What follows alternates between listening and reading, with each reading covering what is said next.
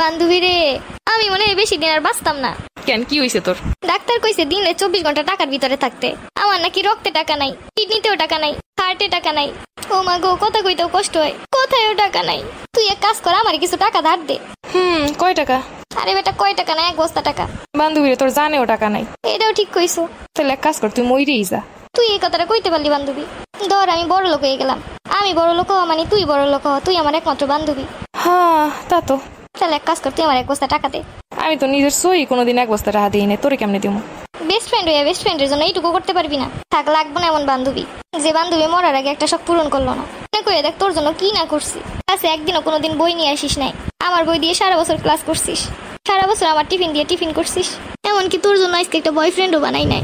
একটা বয়ফ্রেন্ড থাকলেও নাইলে 1 বস্তা টাকা চাইতাম। রে বান্ধবী, এই বান্ধবীর জন্য সারা বছর এত কষ্ট করলাম। ভাই তোর সাথে আর 10 মিনিট কত গেলে আমার মাথা হ্যাং হয়ে যাইব। বান্ধবী এখনো সময় আছে, 1 বস্তা টাকা দে।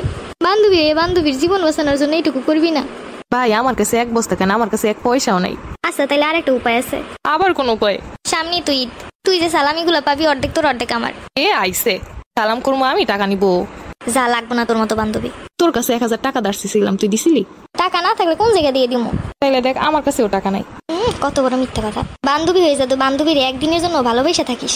বিকাশ নাম্বারটা পাঠিয়ে দিমু, অনেক পারলে 10-15 হাজার টাকা পাঠিয়ে দিস। যাই হোক, এবার একটা ঘুম দে, ঘুমাই ঘুমাই যদি আবার টাকা স্বপ্ন দেখি, সেটা একরকম শান্তি। চৌধুরী সাহেব, আপনার মেয়ের বাচ্চা আমার পেটে। না, আমার মেয়ের বাচ্চা আপনার পেটে। টুকু টুকু, আমার বাচ্চা আপনার মেয়ের পেটে।